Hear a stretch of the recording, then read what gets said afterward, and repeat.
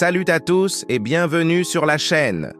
Aujourd'hui, on plonge au cœur de ce qui fait la différence entre un projet logiciel qui réussit et un projet qui s'effondre en production.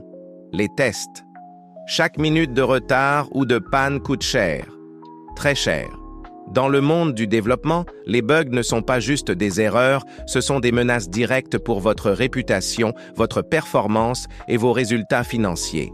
Le test logiciel, c'est votre garde-fou, le seul rempart qui garantit la qualité.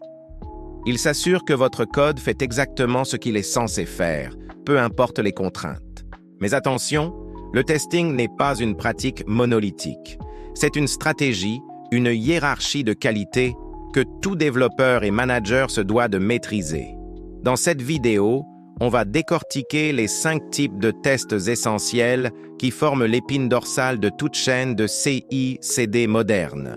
C'est la base absolue pour livrer des produits robustes et fiables. Alors, restez bien jusqu'au bout, car comprendre cette pyramide, c'est la clé pour transformer votre processus de développement. On commence par la base de la pyramide, le premier niveau de défense, le test unitaire. C'est le test le plus proche du code. Sa définition est simple. On teste la plus petite unité de code possible, de manière complètement isolée. Ça peut être une fonction, une méthode dans une classe ou un composant React, par exemple. L'objectif est de vérifier l'exactitude de sa logique interne, sans aucune dépendance externe. Si votre fonction doit additionner 2 nombres, le test unitaire va s'assurer que 2 plus 2 font bien 4 et non 5 ou pomme de terre. Quel est le but? C'est d'isoler et de corriger les erreurs le plus tôt possible dans le cycle de développement. Ce sont les développeurs eux-mêmes qui écrivent ces tests, souvent en parallèle du code qu'ils produisent. L'avantage majeur, c'est leur rapidité. On peut en lancer des milliers en quelques secondes. Ils sont entièrement automatisés et s'intègrent parfaitement dans les pipelines de déploiement continu. Un autre bénéfice souvent sous-estimé, c'est qu'ils constituent une documentation vivante. Un nouveau développeur qui arrive sur le projet peut lire les tests unitaires pour comprendre immédiatement ce qu'une fonction est censée faire et comment elle se comporte dans différents cas de figure. Si un bug est détecté à ce niveau, son coût de correction est absolument minimal. C'est une simple modification de code, un commit, et c'est réglé. Ignorer les tests unitaires, c'est comme construire les fondations d'une maison sans vérifier la qualité du béton. Tôt ou tard, des fissures apparaîtront. Maintenant que nos unités de code sont validées individuellement, il est temps de monter d'un niveau. Comment ces briques s'assemblent-elles? C'est le rôle du test d'intégration. Une fois que l'on sait que nos fonctions sont correctes, il faut vérifier comment elles interagissent entre elles. Le test d'intégration s'assure que les différents modules, services ou composants de votre système communiquent correctement. Pensez aux interactions avec une base de données, aux appels à une API externe ou à la communication entre un microservice de gestion des utilisateurs et un microservice de gestion des commandes. C'est là qu'on vérifie que les pièces du puzzle s'emboîtent parfaitement. Son but est crucial: détecter les problèmes d'interface, les incompatibilités de format de données ou les erreurs dans les contrats de service. Par exemple, est-ce que votre service d'authentification renvoie bien le bon type de jeton que votre service de paiement attend? Est-ce que les données sont correctement écrites et lues dans la base de données sans corruption? Un test d'intégration réussi donne une immense confiance dans l'assemblage global de l'application. Il valide que les flux de données circulent comme prévu entre les différents systèmes. C'est l'étape qui confirme que l'architecture que vous avez conçue sur papier fonctionne réellement dans la pratique. Contrairement aux tests unitaires, qui sont très rapides, les tests d'intégration sont un peu plus lents, car ils impliquent souvent de démarrer une base de données ou de simuler des appels réseau. Mais leur valeur est immense pour prévenir des bugs complexes qui n'apparaîtraient qu'une fois les différents modules déployés ensemble. On continue notre ascension. Maintenant que nos composants fonctionnent ensemble, il faut s'assurer que le produit final répond aux attentes. On quitte la perspective purement technique pour adopter celle de l'utilisateur. C'est le moment du test fonctionnel. Le test fonctionnel, qu'on appelle aussi souvent test boîte noire, black box, vérifie le logiciel par rapport aux exigences et aux spécifications métiers. Ici, on ne s'intéresse plus à comment le code est écrit à l'intérieur. On regarde l'application de l'extérieur comme le ferait un utilisateur final. On donne une entrée et on vérifie si la sortie est celle attendue. Prenons des exemples concrets. Un test fonctionnel pourrait simuler un utilisateur qui s'inscrit sur votre site. Il va remplir le formulaire, cliquer sur « S'inscrire » et le test vérifiera qu'un compte a bien été créé et que l'utilisateur est redirigé vers la bonne page. Un autre exemple serait un processus de paiement de bout en bout sur un site e-commerce. Ajouter un produit au panier, valider la commande, entrer les informations de paiement et vérifier que la commande est bien confirmée. Ou plus simplement, s'assurer que lorsqu'on clique sur un bouton de tri, la liste de données s'affiche dans le bon ordre. Le but principal est de garantir la conformité aux besoins business. Est-ce que le logiciel fait ce pourquoi il a été payé?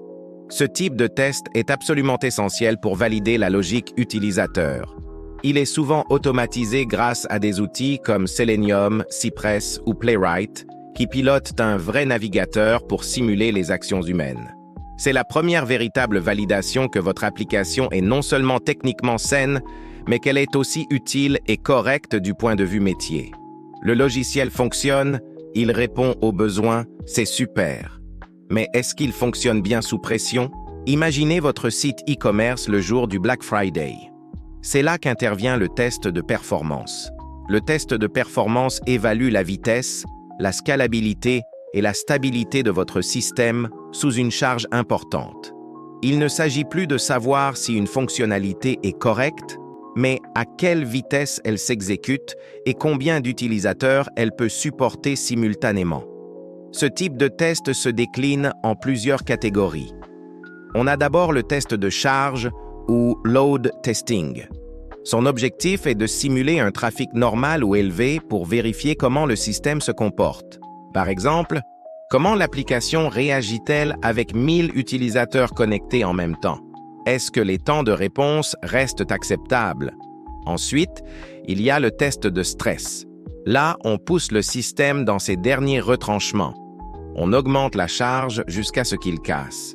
Le but n'est pas de voir s'il casse, mais où et comment il casse. Est-ce qu'il ralentit progressivement? Est-ce qu'il plante brutalement? Et surtout, comment récupère-t-il après la panne? Le but ultime du test de performance est de garantir une excellente expérience utilisateur, même lors des pics de trafic. C'est une assurance vie contre les ralentissements et les pannes qui frustrent les clients et impactent directement vos revenus. Un site lent, c'est un client perdu. Un test de performance réussi vous donne la certitude que votre infrastructure est prête à encaisser le succès. Nous arrivons au sommet de la pyramide, l'étape finale, la plus critique avant de lancer votre produit dans la nature.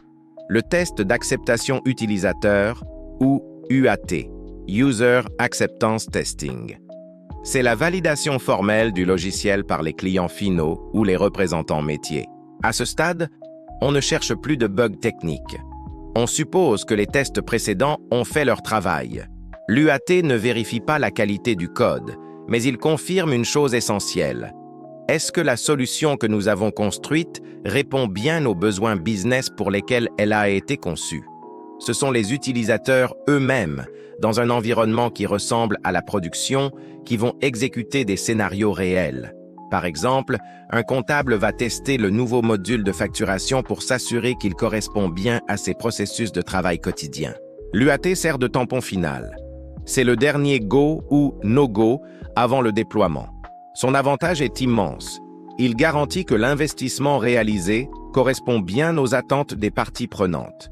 Si l'UAT est réussi, le produit est estampillé, validé et est prêt pour le grand saut en production. C'est la confirmation ultime que vous n'avez pas seulement construit le produit correctement, mais que vous avez construit le bon produit. C'est ce qui aligne l'équipe technique avec les objectifs de l'entreprise. Voilà, nous avons parcouru les 5 piliers du test logiciel. Pour conclure, ces 5 types de tests, unitaire, intégration, fonctionnel, performance et UAT, ne sont pas des options. Ce sont les piliers d'un cycle de vie de développement réussi et mature. Ils ne s'opposent pas, ils se complètent pour former une boucle de qualité complète qui part du développeur jusqu'au client final. Ensemble, ils créent un filet de sécurité qui permet de livrer vite, mais surtout de livrer bien. Maîtriser cette stratégie, c'est la clé pour réduire les risques, améliorer la qualité de vos produits et augmenter la performance de vos équipes. J'espère que cette décomposition vous a été utile. Si c'est le cas, n'hésitez pas à laisser un pouce bleu, ça aide énormément la chaîne. Et dites-moi en commentaire quel est, selon vous, le type de test le plus critique pour le projet sur lequel vous travaillez en ce moment. Je suis curieux de lire vos retours. Abonnez-vous pour ne pas manquer les prochaines vidéos techniques. Merci d'avoir regardé et à très bientôt